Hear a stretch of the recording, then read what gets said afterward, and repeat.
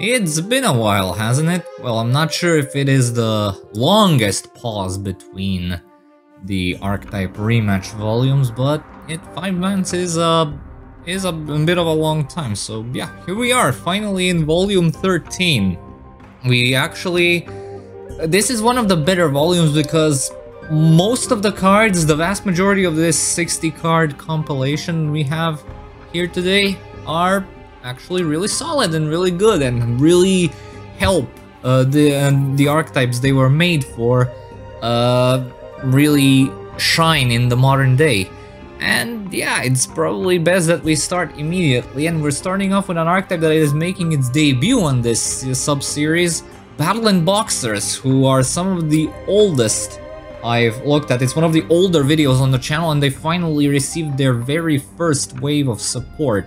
Starting with BATTLIN Boxer Promoter, which is a level 4 monster and a fantastic starter and extender with an incredibly versatile summoning condition, since it's not the typical if your opponent controls a monster and you don't. It's simply if your opponent controls a monster. It's even more versatile, I would say, than Pancratops in the way how the summoning condition functions. And the neat level changing effect is alright, because yeah, it gives you a shortcut if you want to summon, I guess, level 5 rank 5 BATTLIN Boxers without rank up magic, and the occasional rank 3 focus build can shine. But yeah, anyway, the deck is still very proficient in spamming out rank 4 monsters, and this thing's summoning condition along with its tribute effect is something that is bound to give the deck a very good kickstart in the modern era. So yeah, definitely feel free to run a couple of these. Same goes for BATTLIN Boxer Chief Second, which despite having a somewhat limiting summoning condition, can still be a nasty surprise for the opponent, since the removal is a non-targeting banish, which is actually really powerful, as proven numerous times by Churchill, of course. And of course, the additional normal summon is good by proxy, so what else do I say here? BATTLIN Boxer UPPERCUTTER is an archetypal Stratos, which also searches a small part of the archetype's back row, the counter-based trap cards, the cards with counter in the name, which can also include counter, funnily enough. And the second effect is an okay recycling tool, so yeah, it's a welcome bonus. Then we have BATTLIN Boxer King Dempsey, our first Xyz monster here. It's a slower Force Strix for the archetype that also gives off some protection to compensate, so it's fine. So it's a fine choice in all builds. Not the most offensive tool, but it's a welcome addition to protect the BATTLIN Boxer, since they're very lacking in the effect protection department, aside from a few pieces of back row here and there. Then we have Chaos number 79 BATTLIN Boxer Commander Kaiser. And yeah, his first effect is very decent, only dragged down by the fact that you need 2 materials to use it. And its second effect is incredibly underwhelming for something you need Nova Kaiser for, the original one I mean. And sure, it synergizes with its attack boost and the first effect, but it's very slow and I wouldn't recommend it to use it for that purpose. There are much better ways to restore Xyz materials. BATTLIN Boxer Cross Counter is our final card, and it's a counter trap and it's also an archetype attempt to make the Starlight Road a counter card in the form of Starlight Road, as it basically cheats out an Xyz monster, just like Starlight Road cheats out Stardust Dragon from the extra deck. It would be admirable, but Starlight Road is still a better choice due to not having a cost associated to it, and not to mention Starlight Road potentially protects all of your cards, as opposed to this only working in a very specific way and protecting you only from monster effects, which is not really.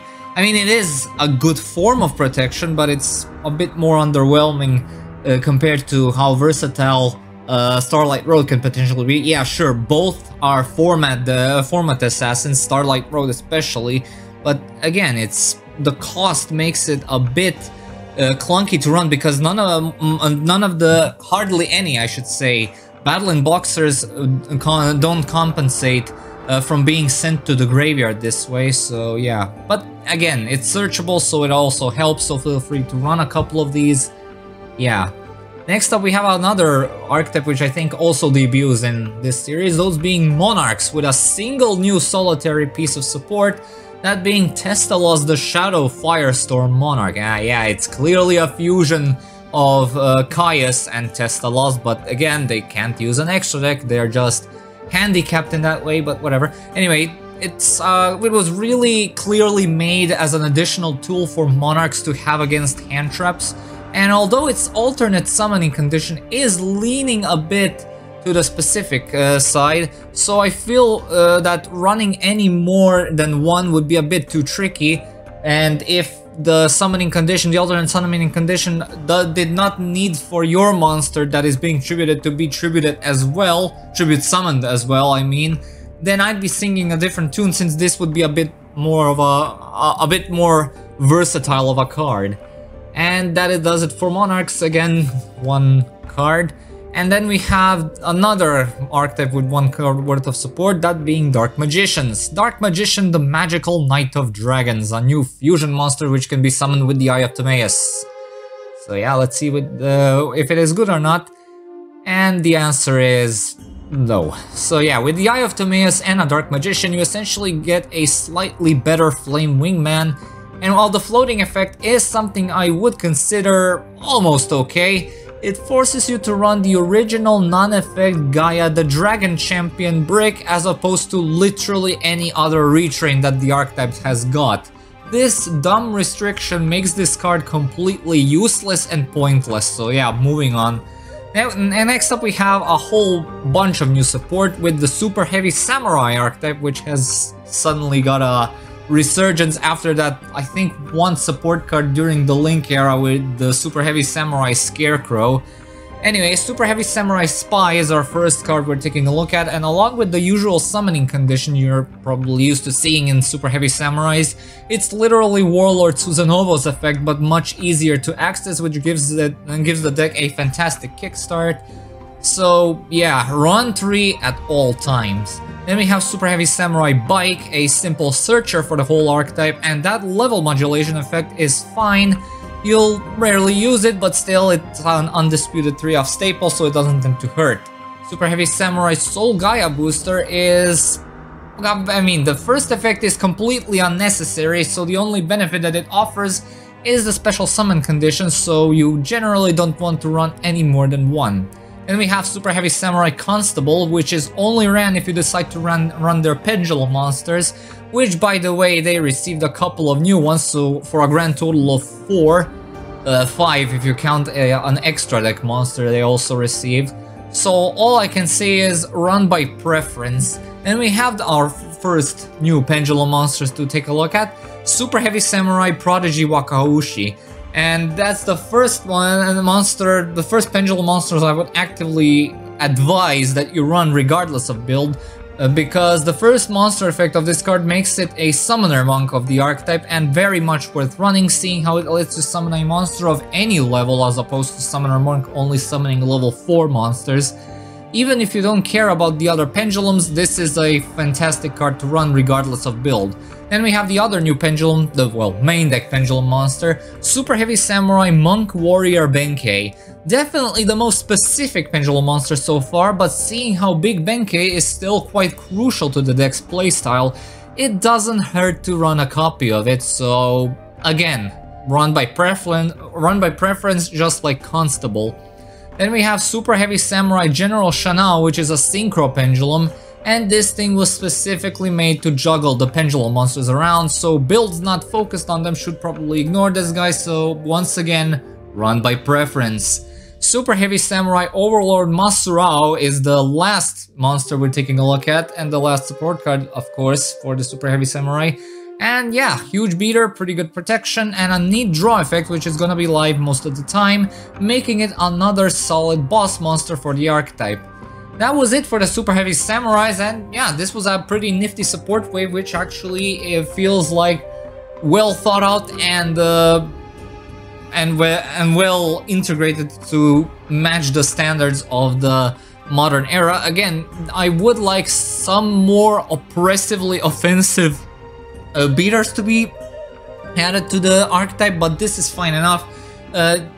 It's the archetype always had that defensive playstyle in mind, so they can adapt when needed. But again, a much more oppressive beatstick is something I would actually like to see for them.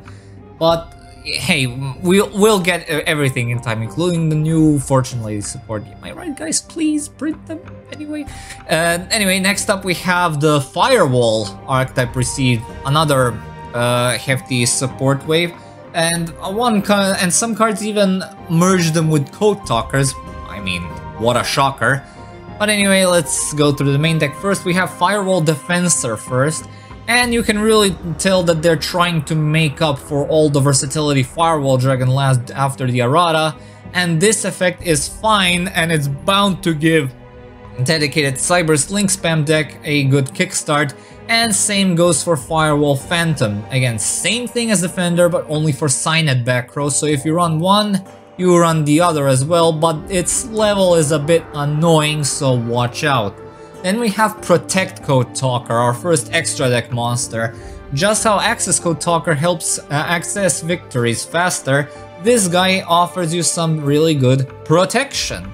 And this is also the first link monster to allow you an extra link with 3 monsters without needing to negate effects, which makes me very happy. Its revival effect is something I would call specific, seeing how we only have 3 Firewall Link monsters to work with. However, we also got the 4th one soon enough, and that is Firewall Dragon Singularity, a Link 6 monster. I think it's the 2nd one in the game overall, right next to the Arrival Cybers. And another great boss monster for the archetype, as it can OTK and clear boards in its own charming way, and it also allows you to extra link with 3 cards, again just like PROTECTCODE Talker, but seeing how it's a Link 6, it's a lot more specific, so yeah, but still, it's a nice bonus and definitely worth running.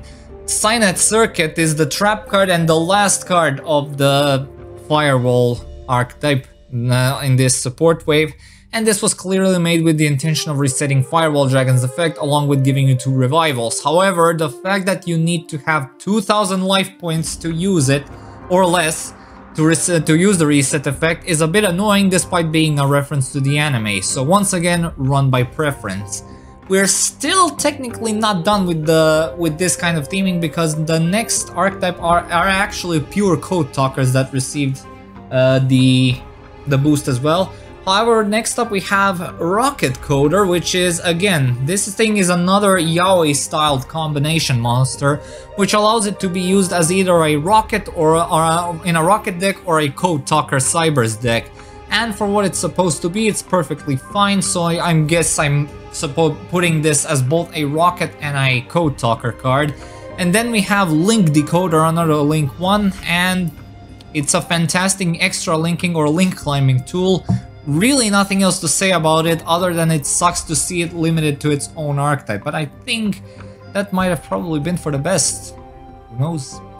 Anyway, we're done with the Code Talkers, and next up we have another very big barrage of support with the new Noble Knight support cards. Well, Infer Noble Knights to be more precise, but any other Noble Knight sucks, so yeah. Anyway, next up we have Brave Beauty of Ruby Regard Brandament. Yeah, I guess they were really proud of that name, seeing how they also have that piece of text saying that she's always treated as an Infer Noble Knight, so yeah. Anyway, the first effect is a pretty standard effect to see on a modern Noble Knight support card, but the second effect is kind of interesting. But besides having a tattoo specific of an activation condition, the effect doesn't provide any other benefits besides monster removal, which is a bit bland. And I'm emphasizing this because this newer wave of support surprisingly somewhat focuses very loosely on equipping the opponent's monsters onto your own, which is kind of jarring because this archetype doesn't really do anything with it, so yeah. Infernoble Knight Ricarietto, yeah, these names are getting out of hand. This is the prime 1-for-1 target in the archetype, as it turns that card into a 1-card extra deck monster, which really speaks volume on how far the archetype has come. And its banish effect also allows you to keep going for a little bit more. So naturally, you run 2 or 3 of these. Infernoble Knight Turpin is a bit unnecessary and clunky to work with, since he also has that monster equipping effect just like Brandament. And seeing how he doesn't synergize with that many cards, you run him by preference just like Brandament. Angelica, Princess of Noble Arms, is their new synchro monster, and in addition to offering some consistency for cards that center around Emperor Charles, yeah, this is also a gimmick of this new support wave, it also has some rather good form of protection, which in turn spawns you a free extra deck monster. So obviously you run 3 of these at all times. Maybe 2 if your deck space is a bit tighter. Charlemagne is a slightly better Emperor Charles at the cost of being a very awkward Link 1 monster, and a very obscure Salamangreat reference given how you're supposed to summon him. So yeah, again, run by preference if you really need those extra few benefits. The Noble Arms Museum is a field spell that Angelica can search, and yeah, I have no idea why the first effect has such a specific life point cost attached to it, but hey, it's consistency, which is always welcome, so it's fine. The stat boost is cute, however I really don't see much utility for the second effect, seeing how very few cards are built around the monster equip gimmick. Still worth running because of the first effect, so yeah.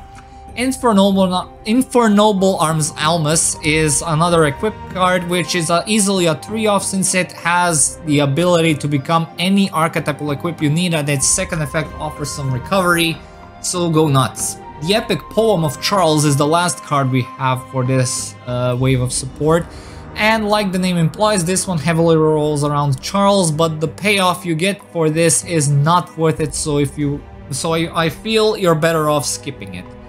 That was it for Noble Knights, or should I say Infernoble Knights, but next up we're going into something I'm very excited for. No, sadly it's not new Fortune Lady support. I might make a whole separate video about them if they ever get some. It's the new Synchron Stardust Cosmic Quasar Blazar Shenanigans support, and yeah, it's getting released in Duelist Nexus, which is a set celebrating the 15th anniversary of Yu-Gi-Oh! 5D, so still very much a chance that we can get new Fortune Lady support. Come on, please guys. Anyway, we have Assault Synchron, our first monster, which is a tuner that special summons itself for free, basically. Yeah, the damage taking, yeah, it can trigger Zephyros if you really feel like it. Actually, that might not be a bad combo overall if you splash Zephyros with the intention of triggering its effect with, yeah, anyway. Yeah, Zephyros can, yeah, I actually confused 2 cards together. Anyway, next up, again, it's a tuner that special summons itself for free, like I said, and it synergizes with a great number of big synchro boss monsters, most notably Cosmic Blazar Dragon, and a brand new synchro we'll get to in a minute, so obviously you run 3 of these at all times. Revolution Synchron is an archetypal glow-up bulb which can be used as synchro material from the hand if you're summoning a Signer Dragon. Not good as Assault Synchron, but still quite good to make it worth running. Then we have the Wheel Synchron, which is our last main deck monster for this visit. And his level is a bit awkward, but the way you summon him is usually via Junk Speeder, so it doesn't matter too much. It also offers you a wide range of level modulation and the ability to be used as a non-tuner as well, making it a very potent tool to include it in your main deck. And then we have the brand new Mega Synchro Dragon, Cosmic Quasar Dragon, ladies and gentlemen, the newest level 12 Synchro menace that comes with the ability to negate the effects of minimally 4 cards on the field, and set effects can be negated. That's brilliant. And its second effect gives you access to any of the huge dragons from before by banishing it from the field, or if you have Assault Synchron in your graveyard, it's straight up a free special summon from the extra deck, absolutely run one or two of these. It's just so good. Can't wait for it to hit the TCG so I can buy it immediately. Crimson Dragon, here you are after years of absence. Yes, it's been a long time coming, seeing how fans of the manga had Ultimaya for years. As for the effect, it is costly to use a level 12 Synchro as cost for the second effect, but the back row this guy can search. In its first effect, all share a floating effect which can cheat him out of the extra deck, so it's not all bad. If you could somehow get him on the field together with Ultimaya, you'll have a near limitless dispenser of easy synchros, which sounds amazing, but it requires some extensive setup, which is a bit of a bummer. Okay, before we move on to the back row, which is centered around Crimson Dragon, we have Final Cross, which is nothing more than a gimmicky win more tool to make your synchros hit a bit harder, and nothing more. Run if you really feel like it. Then we have Synchro Overtop, which is a very cute reference and clone to the speed spell Synchro Panic. It has very good intentions, but setting it up for great results is a very difficult process. But out of all of the new back row pieces, this is your best option, bar none. Synchro World is a card so bad that it makes some Blue Eye support cards look good in comparison. Sure, you can always combo it with Signal Warrior to get those counters up faster, but by itself this thing is way too slow to do anything of significance. Scrap Iron Idol is another revival card which comes with less potency than Synchro Overtop, but it is easier to set up and it is slightly more consistent to compensate, and you should always find a spot or two for it. And of course, seeing how it has extra staying power on the field, it is the best target to bait your opponent to pop it in order to cheat out the Crimson Dragon out of it. So yeah, that does it for the Signer Dragon portion of this archetype rematch, and now we move on to Photons / Galaxies, who got a grand total of 2 cards only. First up being Photon Jumper, which is an archetypal battle fader which also doubles as a foolish burial target due to the near limitless amount of ways how you can send this guy to the graveyard and the stuff he can search. This one's good. Then we have the last card, Last Hope Numbers. It has good intentions, but there are much less strenuous ways to do what this card is attempting, so you're better off without it. And then we have 4 cards in a row which are just from 4 different archetypes. The first one being a trap card for the invoked archetype, Alpha Summon. It's a very quirky monster reborn for dedicated invoked decks and a great way of snagging your opponent's powerful stuff for yourself. Run any number of these. Then we have the single solitary DDD support card, that being DDDD Super Dimensional Sovereign Emperor Zero Paradox Mecha Dogoran Kaiju Anti-War Machine. God, this name is so long. A card that certainly lives up to its name, since it not only does its pendulum effect require you to play against another pendulum player, but also its other effects require your entire deck to be built around him, in an archetype that heavily discourages building a deck revolving around main deck monsters. Run it if you really want to make yourself a challenge. And then we have the new Blackwing support card, Blackwing Sharnga the Waning Moon. A decent extender and interruption tool. I really don't have anything else to mention here besides that it's obviously a good inclusion for most builds. Then we have the new Odd Eyes support card, Odd Eyes Rebellion Xyz Dragon. This is essentially the OG Rebellion Dragon, with its effect being available past that single time when he's normal summon. The range of monsters is surprisingly wider than the OG, so it doesn't hurt to run it, possibly even replacing the original, depending on your attachment to the original. Anyway, next up we have 3 new Elemental Hero cards, first up being Elemental Hero Flame Wingman Infernal Rage. To address the first elephant in the room, no, this search effect doesn't mean that you get to search any card from your deck that you consider to be your favorite. just the cards with favorite in their name, of which there are a grand total of 2. And yes, its second effect could have been amazing if it wasn't for the fact that you need to play goddamn normal monsters to apply it. Seriously, I absolutely don't understand their obsession with normal monsters when it comes to certain archetypes. So yeah, the only way I can think of it of it being used is in a Neos-based hybrid build, since the new Neos support makes the OG Neos easier to work with and be used as fusion material for this thing. Then we have, speaking of Neos, we have Armed Neos. Once again, another yaoi styled combination, but it's a much better array of effects overall than the previous card. Bonus points if you choose to run it in combination with Machine Fusions and Ojamas for the sake of claiming you've played Machine Fusion Armed Dragon Neos Ojamas. Yay! Anyway, the last card is Protection of the Elements, and it's an okay counter trap, but its second effect will literally never go off, as Elemental Hero Terra Firma is never ever ran. And yeah.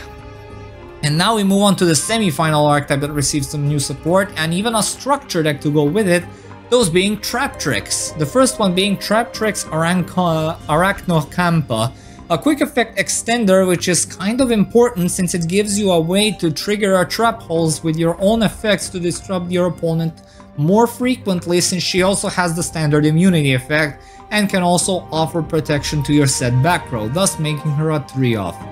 TRAPTRIX Pudica, both a field searcher and a removal option, but do be careful with the removal effect so that it doesn't backfire in your face if you don't have the appropriate trap hole ready. TRAPTRIX Pinguicula is a searcher with protection that also in turn disrupts the opponent's graveyard setup, and yeah, this definitely makes her worth a few spots in the extra deck. TRAPTRIX Adipus is their new Link 3 monster, and not only does this turn all of your monsters into quite formidable beaters, but it also functions as a fantastic spot negation and a removal tool. Absolutely run 2 or 3 of these. TRAPTRIX Allure, well, a destiny draw for not only TRAPTRIX but also plants, insects, and any deck focused on normal traps with some added utility in form of its second effect. I think I can actually see Phantom Knights running this on an occasion, so yeah, run 3. TRAPTRIX Orchard is the field spell that Pinguicula can search. Pudica, sorry, I'm confusing those two. Anyway, the protection from battle and the tag out effect is all fine and dandy, but the additional normal summon is really the most important and sought after effect, making it a 3-off. Then we have 2 new trap holes which have also come packaged with this neat little package of girls, that being Delusion trap hole, the first one, and it's an interesting variation of the bottomless trap hole, as it can either give you the same effect but a higher attack requirement, but in return you have much more time to surprise the opponent due to how it's worded, and you sometimes get 2 birds with 1 stone since the monster banished from the graveyard can be different from the destroyed one. The other is Wipeout Trap Hole, which falls under the same category, but it's also a play on Bottomless Trap Hole, because it's equally useful since the inverse requirement makes it sublime for getting rid of combo starters, and the banishing face down gives it that extra punch, so running 1 or 2 of these doesn't tend to hurt. Then we have TRAPTRIX Haltea, which is an archetypal Shade Brigandine, a trap monster, and its activation cost also sets up the graveyard for Adipus, and of course the revival effect from the graveyard is also nice, so feel free to run 1 or 2 of these. The last card they have received is Trap Track, which is not exactly Trap Trick, but it's still alright, and running it along Trap Trick doesn't tend to hurt, since TRAPTRIX is in constant danger of getting hit on the limited list. And the last archetype which received support in form of 1 new card is the Evolution Pill archetype for dinosaurs, that being Transcendental Evolution Pill Beta. Probably the most versatile Evolution Pill and dinosaur support card we've seen so far, since it also enables you to use some of the other monster types which were commonly seen in dinosaur decks, such as worm monsters for example, making Lithosejim a lot more versatile than he originally was when he became limited. And it gives them essentially less chances of them becoming bricks. absolutely run 1 or 2 of these. Oh boy, that was kind of long. Well, much quicker than the other ones due to the new format I'm using for recording this, but it was still a relatively comfortable journey. And yeah, I really like a lot of these new cards that they received. Some of them are a bit jarring on why they decided to go the route they did, but most of these are actually solid gold. And yeah, all of these archetypes have gotten a pretty decent kickstart, and let's hope that cards like this will continue to appear in future archetype rematches, along with no such cards and no cards at all appearing of the Blue Eyes variety. So yeah. Anyway, that does it for today's video. Thank you all so much for watching. Stay tuned for more BlitzBookers and updates. Have yourselves a great day, and I'll see you all next time.